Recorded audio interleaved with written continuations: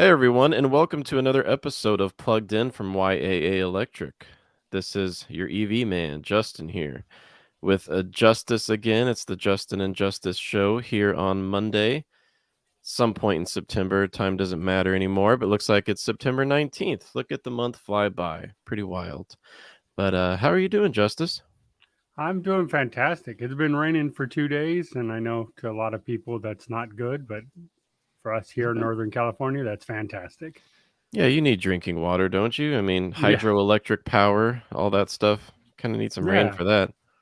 yeah. We need to get rid of all the fires surrounding us. So this is great for the mosquito fire right up near me.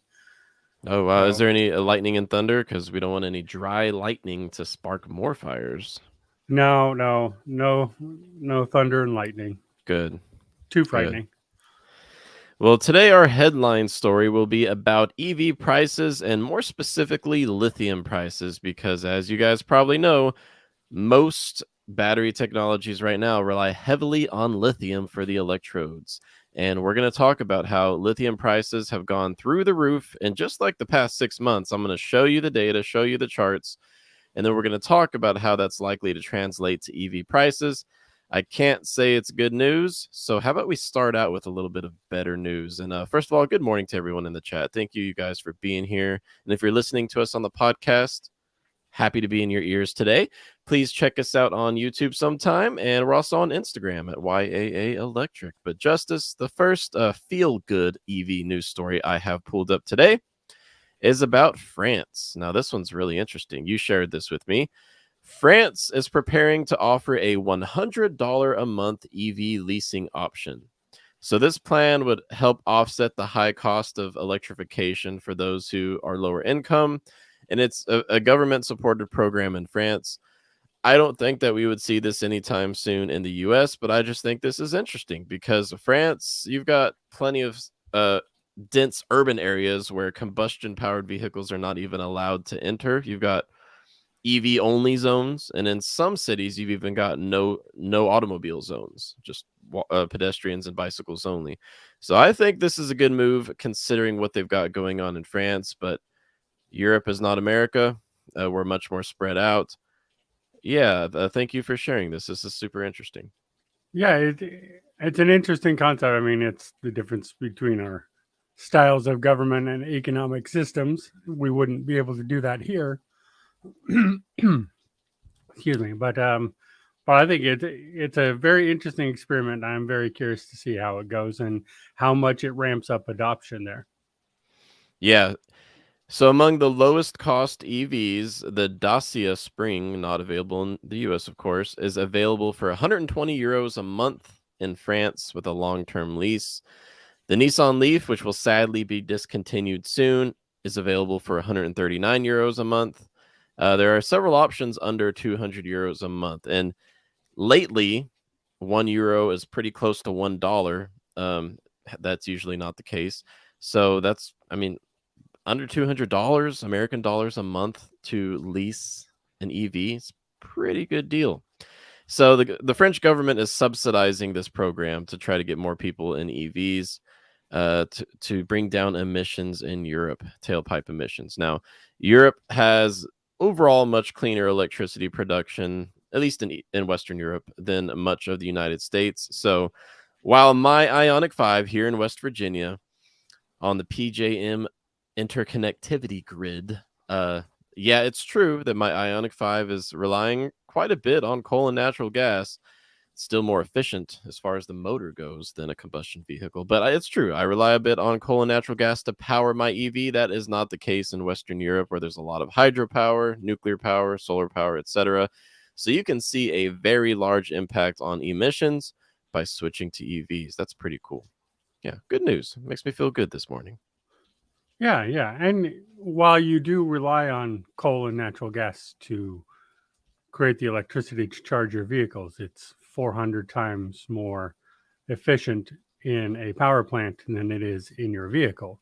So Yes. it's still cleaner to create electricity but through the power plants than it is to create energy through your vehicle. Yeah, the world's dirtiest electric grid, at least in developed nations, so-called developed nations, is in Poland. And even in Poland, where they have 80 to 90% of their electricity generated by straight up coal, it's still more less emissions are produced from driving an EV than driving a combustion vehicle, even in Poland, because of what you just said, Justice. So that's pretty cool. But Yeah. I ramble. So what's a news story you had your mind on? Well, there was a new study from we got it from Clean Technica. Hmm. I'm not sure who did the study about where the most EV chargers per capita were. Um, I think you read the story, so I can't have you guess. But my guess would not have been this. Most EV chargers per capita are in Arizona, actually. That is With surprising. yeah, that surprised me. What surprised me even more is California is fourth from the bottom. Huh. Fourth But because from the it's per bottom. capita, so it's like considering how many EV owners or drivers there are in the Yeah. state.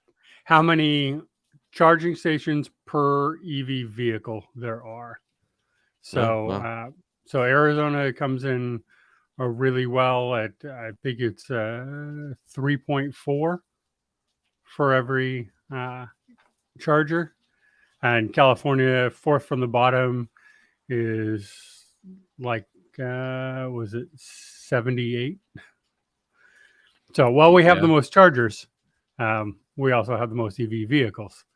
By a Therefore, by a long shot. by yeah, enormous amounts. So, but good for Arizona. They have a lot of chargers, and then now they are getting ready to add 7 times more Tesla V4s than they have already. So 7 times they're going to increase that by 7 times. So good for them. I mean, they're really working to put it out. And places like Arizona, we talk about solar charging and stuff. I lived in Arizona. Yeah, that sort of makes sense to me. Mhm. Yeah, and you mentioned V4 superchargers, the version 4 superchargers. I guess I've never said this before, but I have a source. I have a Tesla source. It's a local source. And Oh, my sources tell me that these V4 superchargers coming in 2023 will be the ones that are going to be prepared uh, as of installation, they'll be prepared for CCS inclusion so that the rest of us can eventually, maybe soon, maybe not soon, charge on the supercharger network. With my Ionic 5, that would be a lifesaver in West Virginia because if you're talking about per capita chargers, with how few electric vehicles there are in my region, I would imagine if you just throw 10 more superchargers or Electrify America stations into the ground, maybe West Virginia would be near the top of that list because you'd have a lot of chargers, not many EVs. I don't know, per capita, you know? yeah, yeah. I mean, I think it's a great thing to do, and I hope the V4s get distributed quick because I think that's the quickest solution to some of these charging issues. Yeah, that is true. And if you're just joining us, thank you for being here live on YouTube. We typically wait for a few more people to join us in the show, so we'll give it maybe 5 more minutes before we dive into our headline topic, EV prices. But Justice, share the California news with us because California is the EV capital of America, and there's definitely some learnings that the rest of the country is would be wise to soak up for widespread EV adoption elsewhere. But yeah, share the good news with us. Yeah, so California EV sales finally cracked 15% of the vehicle market here. Um, Obviously, the dominant player here is Tesla still. I was just, after reading this article over the weekend, driving around yesterday, I realized I don't go to a single parking lot without a Tesla in it Wow. here. It's, I see as many Teslas, I feel like, as Toyotas around here. Uh, That's pretty amazing. so, and it's been ramped up here. Uh, hybrids are near 30% of the market, plug-in and non-plug-in. Um, and then EVs are 15% of the market. So I know when a lot of people go crazy when California says, we're banning ICE vehicles. But already voluntarily, a lot of California is already making the switch. So it makes more sense for us, I think, to be doing this. Let's see, with the dominant sales is the Model Y, the number one selling EV in California. And then the F-150, I'm sorry, it outsold the F-150 and the Chevy Oh, okay. Silverado. Yeah, no. So So, like the yeah, F-150 Lightning is not on that list yet. no, No, no. no, no. It's which doesn't surprise me at all as somebody, because while I am in a major metropolitan area, uh, most of us think it is a giant cow town. So I'm surrounded by farms, and I've still never seen an F-150 Lightning. So I kind of figure maybe not California's thing yet. We'll see. I think you're going to have a lot of harder time getting farmers into EVs Yeah. than anybody else. And we're surrounded by farms up here. Number two selling vehicles, the Model 3. So obviously, Tesla is what it is here right now. But I know I see a lot of ID4s around right now. I think that's the number two that I'm seeing. Learning Number Fast in the three, chat is wondering what the number 2 state in the country is for EV sales. Isn't it? It's I'm either guessing Texas. I thought it was either Texas or Florida. Yeah, Florida would be my second guess, I'm gonna but my pull it guess up is real Texas. quick. Yeah, Nope, found some outdated info. Let's 78% see. of all the EVs are bought in California. That is a lot. Holy crap. So Yeah, I can't find that info, but I might get back to you guys with it. Very, very interesting. Oh, I found it. Number 2, Florida. Number 3, oh, Texas. Number 4, Washington. Number 5, New York. Number 6, New Jersey. And this is as of a registration count, EVs per state as of early 2022. So very, very interesting. Yeah. California, Florida, Texas, top 3. Wow. Now, interesting that it's not a I think we all sort of think it as a red state blue state thing, and it doesn't seem to by the list of the top five that is a consideration. ah, ah, yes, indeed.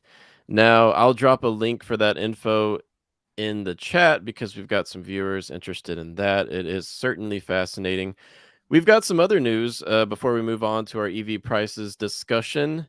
And this comes by way of the Detroit, is it called the Detroit Free Press? Yeah, the Detroit Free Press. I found it in the wonderful Electrek, however.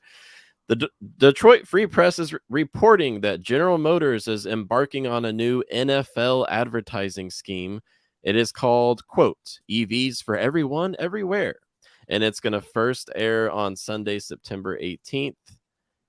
That was yesterday. So they're going to be featuring the Bolt EUV, Silverado EV, Blazer EV, and Equinox EV in this new campaign. That's going to try to convince people that mainstream adoption is here.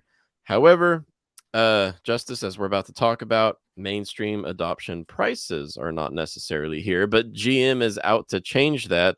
They've been throwing headlines all over the place. Everybody, including my mama, probably already knows that the Equinox is going to start at $30,000. It's all over the place. We just released a video on our YouTube channel about why we don't think that's truly going to be the case. And I can sincerely say we were not just out to try to grab your attention and get you guys to click on our clickbait.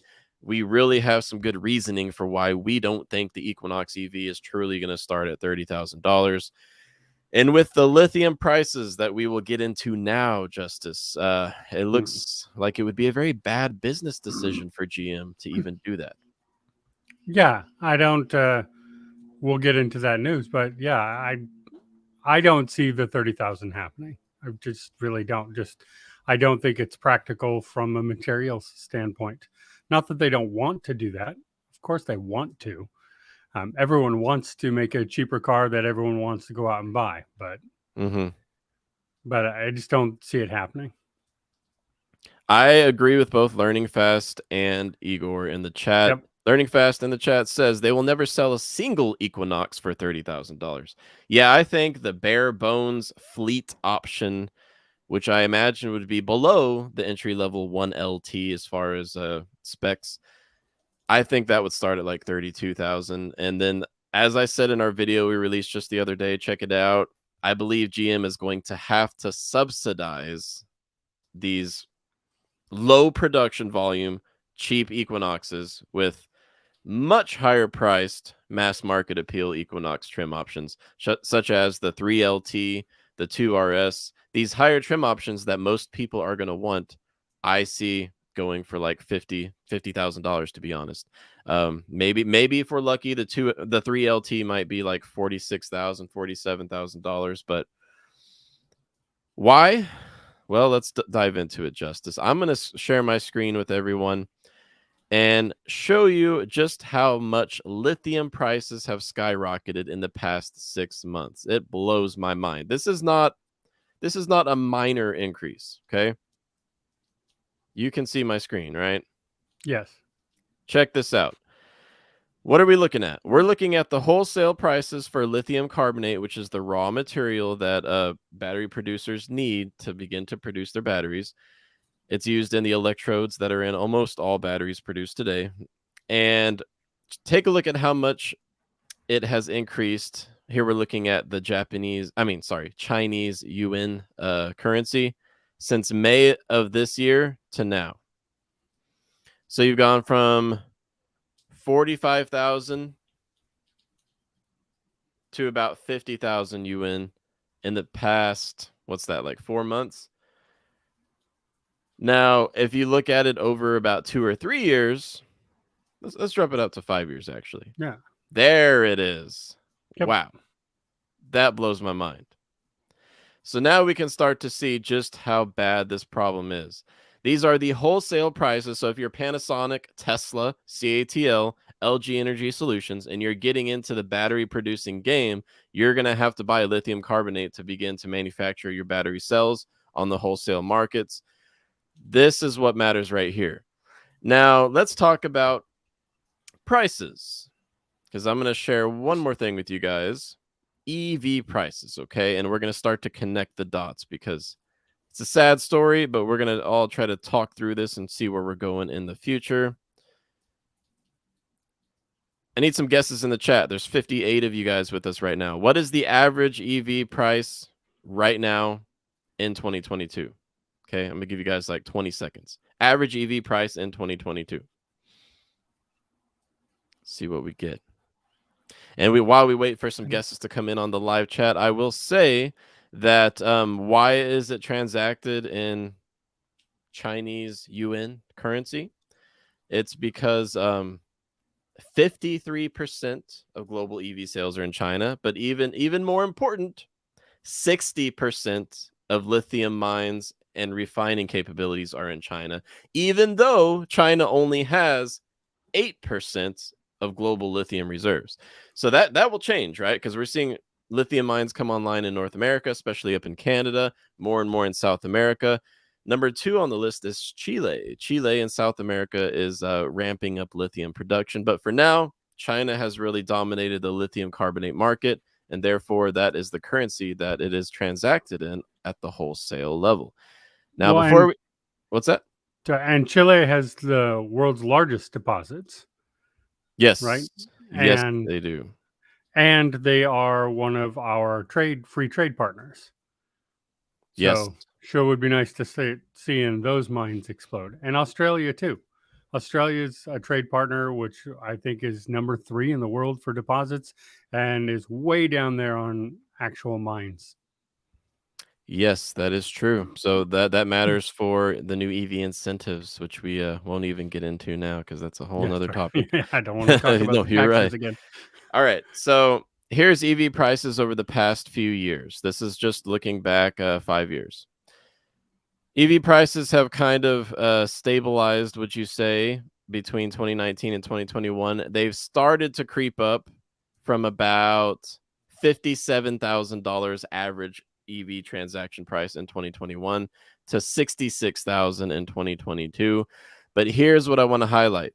These prices, including 2022's average EV price of $66,000, these do not include what we're seeing over on the lithium prices. That does not include that information. Why not? Because the battery suppliers, they purchased the lithium carbonate on the wholesale markets months, if not a year or two before they produced the actual batteries. Not to mention sold those batteries through battery supply contracts to the OEMs, to the automakers. So an average EV price of $66,000 right now. That's going to be including lithium that was purchased around this time frame, okay? Like 2021, maybe the first part of 2022. What about the spike we've seen since then, where lithium prices have shot up from, let's see, where were they at? Oh, that's just amazing. They were at, oh, I can't believe that. They were at like 50,000 and now they've shot up to 500,000. We have not seen the effects of this lithium price surge yet, but we are going to. Does it mean Well, that EV prices are going to shoot up by 3 or 4 times? No, because I mean, between 2021 and 2022, the amount of raw materials that goes into EVs, it shot up by like 140%. So yeah, we could see EV prices go up by another few $1,000s because of this, but there are other factors at play. I will stop my rant. Justice, what's your take? well, I think Tesla is the most reactionary because they don't do the traditional model. So I think you can sort of look at them and their pricing and what they've done to sort of gauge how all the other OEMs are going to do. You know, Tesla keeps raising their prices because, as Elon Musk says, they're working off about 6 months ago pricing. So they look Yeah. 6 months into the future. So they're the most current, and that's why you see their prices going up. So I don't see, if Tesla can't keep ahead of it, I don't see any other OEM doing it. I mean, the good side of it is Elon's looking at doing a lithium mine in Texas, but I'm not sure that that's going to help stabilize the price too much. It's still Yeah. going to be expensive, and honestly, let's admit it. U.S. labor is going to be added into that. That's going to bring up some prices. But the thing that concerns me about that graph is that's 100% increase, or It was over yeah, 100% well, over no, the yeah. past 3 years. It's So at a and record then high. Yeah. the number I keep hearing is it's still going to go up to 400% increase. We're still going. It's still going to go much higher. So from August 2021 to August 2022, it quadrupled. Hmm. Yeah, that's wild. And yeah, your point is definitely valid that if Tesla can't keep up, others can't keep up. But Well, they have the most inroads to all the markets, right? Because yeah, they've been there the longest, so they know what they're doing. They know how to price. They know how to maneuver. So why does Chevy think that they're going to be able to come through with this and create a $30,000 EV with these kind of prices that are only going up? I mean, I hope they can, but I highly, highly doubt there will Yeah. ever be a $30,000 Equinox. Honestly, you've got other factors at play as well. Everyone can just play the inflation card, say inflation, so prices are going up. Inflation, you know, talk our way into a recession, as they say. It works similarly with inflation to at least some extent. And then there's also other shortages, such as the semiconductor chip shortage, which we thought would be completely better by now, but it is still just struggling back to get back to normal production because of a whole number of factors, including the way that China, where much of these semiconductor chips are produced, had to restrict industry in August because of severe drought and severe heat, energy shortages. It's wild just how many things are affecting EV prices right now. And then there's demand, right? If you have $70,000 Ionic 5s marked up by 15 grand, unfortunately, it looks like there will still be a buyer out there that who will pay for it. So for more and more time, it looks like EVs may remain a luxury, and that's just not cool. But it's the reality we live in right now. Yeah, and I think Igor said it in the chat too. Winter's coming, and prices are only going to spike more. Europe has a huge energy crisis, And as they have to start heating their homes and businesses, that's going to spike all of this even more. So, Mhm. I think there's still more pain to come this year. Then hopefully, spring next year, we can see some plateauing at least Yeah, in I these think markets. plateauing would be the best we can ask for because Yeah. when you Well, so I was what's to that? say I talk all the time about everything everyone does, the influx of cheap Chinese EVs that's going to affect the market. But I did the study. I looked at the BYDs that are released in China, converted to American dollars. They're still $50,000. Mhm. So they are cheaper, but they're not $30,000 vehicles. Wow. Yeah, that is interesting for sure. Another thing that we can look at as a measure of how much the cost of batteries is increasing is the industry average to produce 1 kilowatt hour of energy storage in a lithium ion battery. So, year over year, it has increased from $125 per kilowatt hour last year to $160 per kilowatt hour in Q1. Once again, this was early 2022 before the most recent spike, 400% spike in lithium prices. So, that's not good news because the magical number that everyone had touted was $100 per kilowatt hour to get EVs more affordable. We're going in the wrong direction, probably making a run for $200 per kilowatt hour.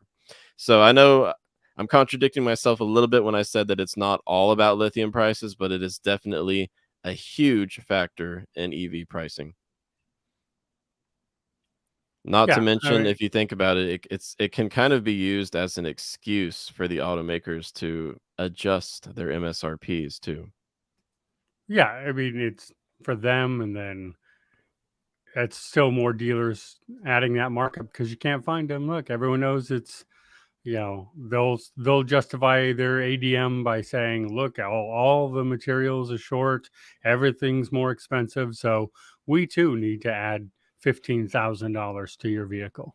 Yeah, and executives from a variety of automakers have been saying that inventory levels are never going to get back to where they were pre-pandemic. They're going to keep inventory slim at the dealerships because they found that it just kind of still works. Like, why struggle to pump out more vehicles and have them sit on the lot if they're making more money just now with limited inventory, right? And this Yeah. brings to mind that F-150 Lightning Platinum that I test drove the other day locally. Awesome truck. Well, I asked him about the $40,000 markup, $40,000 markup, and he said, "Well, it's the only one we got, and they don't plan on getting any more anytime soon at their dealership." So that was the reasoning for a $40,000 markup. That comes out to like a 35% price hike on the F-150 Lightning over MSRP. Yeah, wild. So if that's the excuse Yeah. we're going to be using, then prices aren't going to get lower anytime soon. Honestly, we might have to start relying on direct to consumer EV makers again, like we did. That's been the gospel we've been preaching for a long time is direct to consumer sales. You don't have to worry about dealer markups. You just got to worry about the pricing they set. I was thinking that major legacy OEMs could use the power of economies of scale to drive prices down. But if this is the game they're going to play, I'm going to start looking towards the Teslas, the Fiskers, and others that might be becoming bigger players to bring prices down. I don't know. It's not looking good though. No, yeah, and it's direct consumer obviously has some legal issues in 17 states Hmm. that they're going to have to work out and figure out. So, but like you said, there's still an MSRP problem. We say to consumer is better, but if you look at Tesla, they just, hey, it's Tuesday, we need to raise prices. Hmm. So they do. So, there might not be a markup because the OEM doesn't add ADM to it, but Yeah. they do just mark it up when Hmm. they need to or feel like it. I think in the Tesla's case, it's most often a reaction to the market and supply, but I don't think every OEM would be like that. I think dealers often represent the OEMs pretty accurately.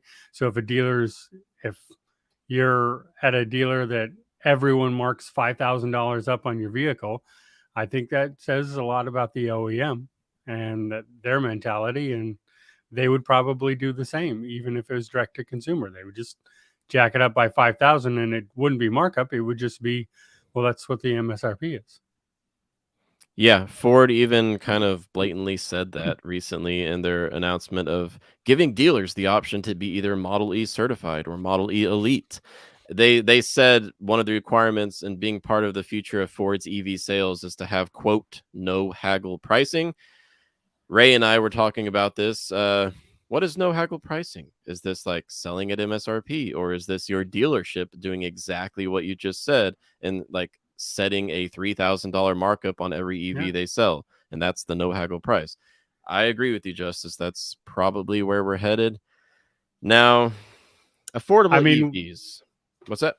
we see that with used cars, no haggle pricing, right? Like there's the CarMax out there. They are, 60% of the time, they're much more than the general market with their no haggle pricing. 40% of the time you can get a great deal, but about 60% of the time they're priced up. So who's to say that Ford's no haggle won't be the same thing? Mm-hmm. And this has got me thinking about, well, how can we actually get someone an affordable EV? Say you have someone who really wants to drive electric, but their price range is like $35,000. Well, that gets me thinking about used, pre-owned, new to you EVs.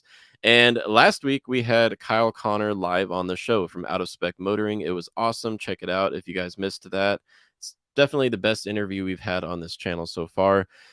Kyle and I talked about EV charging infrastructure, but we also talked about EV prices. And on his channel, Out of Spec Motoring, he just shared with his viewers that they bought the cheapest used EV in America. Like, period. It was a $4,000 Nissan Leaf. It had been totaled. It still ran, but it had been totaled. Now, just what this has me thinking about is the used EV tax credit.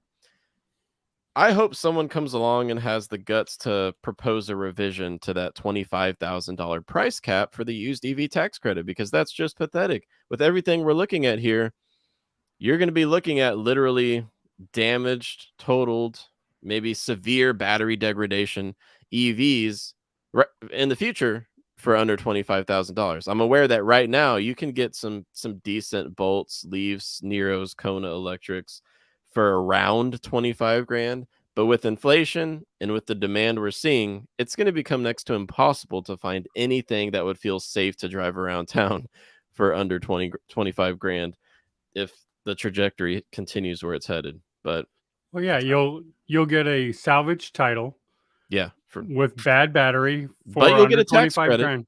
You'll But get you'll get a what? tax credit. Yeah, you'll get what, like a $4,000 tax credit, and you'll put all that extra into insurance because your insurance will be sky high. You won't be able to get a warranty because it's salvage title. Mm-hmm. So, I mean, all that tax credit will get eaten up into extra costs on that. Yes. So I'm going to end the show with some good news.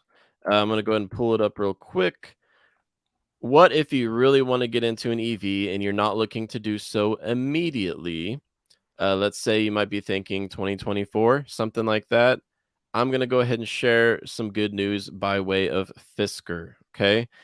Now, if you're okay with not owning the EV, at least not right away, there is a pretty interesting option from Fisker called the Fisker Flexi Lease. We are not sponsored by Fisker. I wish we were, but this is just something that I'm really advocating for as an option, especially if you live along one of the coasts where Fisker is quickly setting up its service network and whatnot. For $379 a month, you could lease a Fisker Ocean SUV. Now, this is a month-to-month lease with no term limits. You can cancel at any time. So it's basically like renting it month to month, like you would a rental car. This is pretty cool. Now, the pricing that Fisker announced was in like late 2021. I wonder if they will adjust it because of inflation, but I hope they don't. It requires an initial down payment of $3,000 and includes 30,000 miles per year. That's a lot of miles. Maintenance is covered. So for under 400 a month, Fisker says you can get into one of these beautiful Fisker Oceans. Here's one right here. Of course, I'm sure it wouldn't look quite this awesome, but yeah, the Fisker Ocean has started production, series production over in Europe. And Magna, who builds the Fisker Ocean, is now looking at building a factory to produce this vehicle in North America. That would be great for tax credit purposes and American jobs. But yeah, if you're feeling kind of down about affordable EVs, maybe this is the way of the future. You have convinced me. Pretty While cool, huh? I continue to wait for my Cybertruck, I might be interested in a month-to-month lease deal. Yeah, I think this is one of Fisker's secret sauce ingredients right here, where they might try to actually storm into the scene rather than doing what like Rivian and Lucid have done with very, very limited adoption because of, how expensive they are, right? Yeah, yeah, As of 2021, this is before inflation increased so much month to month. We had the top spec Fisker Ocean going for about $70,000. Fisker had said that the base options would start under 40,000, like $38,000. But let's be realistic and think about where prices are headed. I would still think that the Fisker Ocean, with its capabilities and specs, would be a great deal for under 50 grand. And it still looks like that will be possible. But you got to be patient. You can't go out and buy a Fisker Ocean right now. Production is just starting to ramp up in Europe. But this is a California based company. So I would expect to see some around you somewhere soon. Justice, do you know if Fisker has any like showrooms or anything? I don't, but I'm going to find out. Yeah, we're gonna have to find I out. mean, if they're anywhere, they've got to be in California. So, Yeah. and if they are, I will go. I will make a trek down there, and I will film something for us Yes, because yes. I want to go. I know Mario and I saw one at the LA Auto Show, but they didn't allow us to get in. So I really want to get inside and sit and feel in it. Well, here I found it real quick. The first Fisker brand experience centers will be in Los Angeles, San Francisco, Oh, Chicago, New York, Miami, Munich, London, Copenhagen, Vienna, and Paris. So more locations to be announced in 2023. The first location in Los Angeles will open in November of this year. So, Justice, if you're really eager, gonna head down to LA in a few months' time. what But about yeah, San Francisco? Does it say when doesn't there? give a date. It's supposed to be by end of 2023 though. Okay. Oh well, and yeah, I'll make the trek to LA before then. So Yeah. Yeah, that's pretty exciting. If Fisker had like service center infrastructure and whatnot in my region, I would be much more interested in that brand. But living in quote the middle of nowhere, which I love living in the middle of nowhere, my options are kind of limited. I'm 3.5 hours from the nearest Tesla service center. So yeah, crazy, huh? that's where I have two within Yeah. within 20 minutes of me. Can I borrow one? Yeah. Yeah, and it's weird concept for me. I know I'm looking to move, and all I think about all that stuff all the time. I'm like, if we so hard to move away from California with an EV. Yeah. Well, the nearest one is down in North Carolina, and then there's also Yeah. some in Virginia, but not on this side of the Blue Ridge. Yeah. Fascinating stuff today, you guys. But thank you everyone for being here. Wednesday we will be back, and we've got two more guests coming pretty soon. So I mentioned that we have the Ionic guy coming live on the show. That'll be next week. We're going to talk all things Hyundai and Kia EVs. And then after that, we're going to have the guys from the nonprofit Plug In North Carolina. They just advocate for EVs and the EV lifestyle. We're going to have them on the show talking about what it's like to be basically interfacing with the consumer and helping people learn what it's like to own and drive an EV. So that'll be an interesting show as well. If you'd like to see any guests on our show, drop it in the comments. Let us know. Send me an email at justin@joinyaa.com or justice with an S at joinyaa.com. But better yet, the number one thing you could do is to head over to the Electric Vehicle Forum on the YAA community. So join YAA.com. We have an electric vehicle forum with now, I think, 335 EV posts, lots of members, a few thousand members, and lots of great discussion on there. Whether you're a newbie or an EV nerd, as Kyle said, nerd level 9,000, we would love to have you there regardless. So thank you, Justise, for being here. Thank you. And I can't wait for Elon Musk to come on. That's my vote. Get Yeah. Elon Musk on so we can interview him. But I better be here to interview him. We'll have to make more Tesla connections to get that done. Well, you have one, so we're one step closer. Thank you, guys.